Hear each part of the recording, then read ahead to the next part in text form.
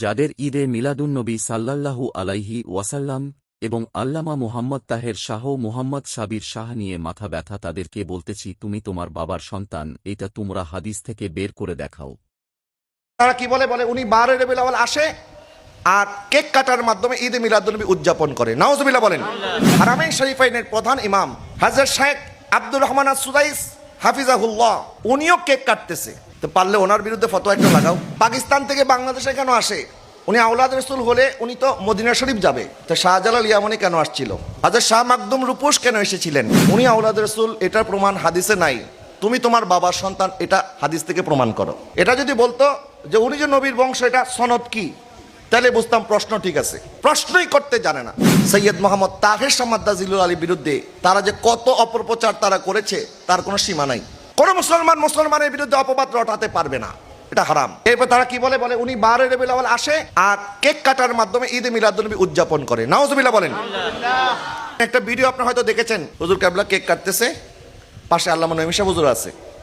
এই কেক কাটার ভিডিও যেটা অনলাইন মিডিয়াতে ছেড়ে তারা বলতেছে হুজুর কেবলা মিলাদুন্নবী উপলক্ষে কেক কেটেছে।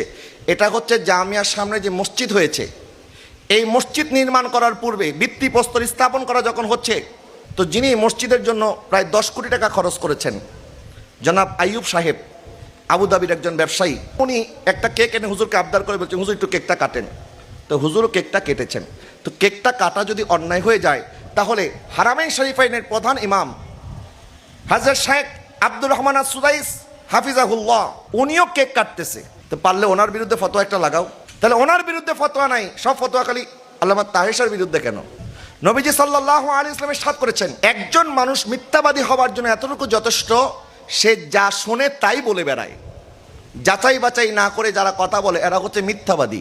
আল্লাহ সুবহানাহু ওয়া তাআলা ইরশাদ করেছেন, ওয়াইলুল লিকুল্লি হুমাযাতিল লুমাযা, যারা মানুষের গীবত করে সামনে এবং পিছনে, তাদের দুর্ভোগ। কারণ তাদের জন্য আল্লাহ সুবহানাহু ওয়া তাআলা হুতামা নামক জাহান্নামকে প্রস্তুত রেখেছেন। ওয়ামা আদরাকা মাল হুতামা, জানো হুতামা কি? হুতামা হচ্ছে এমন জাহান্নাম যে জাহান্নামের আগুন তাদের হৃদয় পর্যন্ত স্পর্শ করবে। এবার বলতেছে এই তাহের শাহ পাকিস্তান থেকে বাংলাদেশে কেন আসে? উনি আওলাদ রাসূল হলে উনি তো মদিনা শরীফ যাবে, তো শাহজালাল ইয়ামানি কেন আসছিল? হযরত শাহ মাকদুম রূপোশ কেন এসেছিলেন? ওনারা যেই কারণে এসেছেন, ইসলাম কায়েম করার জন্য। ওলিদের নিজস্ব কোনো দেশ নাই, ওনারা পাকিস্তানের এজেন্ডা বাস্তবায়ন করার জন্য আসে নাই, ওনারা মদিনার এজেন্ডা বাস্তবায়ন করার জন্য এসেছে। হুজুর কেবলা আল্লামা তাহের শাহ আসার কারণে গত বছর 14 জন বিধর্মী কালেমা পড়ে মুসলমান হয়েছে জামিয়ার ময়দানে। আজকেও জুমার নামাজের পরে পীরে বাঙ্গাল সাবের শাহর হাতে হাত রেখে একজন হিন্দু মুসলমান হয়েছে। তো এগুলি দেখার পরে নাস্তিকরা বেজার হয়, বিধর্মীরা বেজার হয়, তো তোমরা কেমনে বেজার হও? তো এই লাখ লাখ মানুষ, এরা তো পাগল না? এরা কেন যায় হুজুর কেবলা আল্লামা সাইয়্যিদ তাহের শাহকে দেখার জন্য? কারণ এই বাংলা সরল প্রাণ মুসলমানের জন্য আল্লামা তাহের শাহ, ওনার আব্বা হযরত তৈয়ব শাহ, ওনার আব্বা সৈয়দ আহমদ শাহ শ্রীকুটে যে অবদান আছে, এটাকে ওনারা সম্মান জানানোর জন্য, ওনাদের এহসান বাংলার জমিনে ওনারা যে দয়া করেছে, করুণা করেছে, এই জন্য ওনাদেরকে বাংলার মুসলমান ভালোবাসে। ঠিক কিনা বলেন? সৈয়দ আহমদ শাহ শ্রীকুটি উনি জামিয়া আহমদিয়া সুন্নিয়া প্রতিষ্ঠা করেছেন, বাংলাদেশের মধ্যে বৃহত্তম একটি মাদ্রাসা, যেখান থেকে লক্ষ লক্ষ আলেম তৈরি হচ্ছে। রাজধানী কাদরিয়া তৈবিয়া কামেল মাদ্রাসা, যেখান থেকে হাজার হাজার আলেম তৈরি হচ্ছে। এরকম করে জামিয়া কাদরিয়ার মতো সারা বাংলাদেশে এই পরিবার, নবীর বংশধররা, সৈয়দ আহমদ শাহ শ্রীকুটি, আল্লামা সৈয়দ তৈয়ব শাহ, আল্লামা সৈয়দ তাহের শাহ, পীরে বাঙ্গাল সাবের শাহ আমাদেরকে 300 অধিক মাদ্রাসা উপহার দিয়েছে। এই 300 মাদ্রাসার মধ্যে হাজার হাজার লক্ষ লক্ষ ছাত্র পড়াশোনা করে। এখান থেকে লক্ষ লক্ষ আলেম বের হচ্ছে, লক্ষ লক্ষ কোরআনে হাফেজ বের হচ্ছে। সৈয়দ মোহাম্মদ তাহের শাহ মাদ্দাজিলুল আলী যেখানে গিয়েছেন সেখানে মাদ্রাসা প্রতিষ্ঠা করেছেন। উনি আওলাদ রাসূল, এটার প্রমাণ হাদিসে নাই। তুমি তোমার বাবার সন্তান, এটা হাদিস থেকে প্রমাণ করো। এটা যদি বলতো যে উনি যে নবীর বংশ, এটা সনদ কি, তাহলে বুঝতাম প্রশ্ন ঠিক আছে। প্রশ্নই করতে জানে না। নবীজি সাল্লাল্লাহু আলাইহি ওয়াসাল্লাম থেকে শুরু করে ওনার পর্যন্ত সনদ আছে। সাজরা শরীফের মধ্যে সেই সনদ লেখা আছে।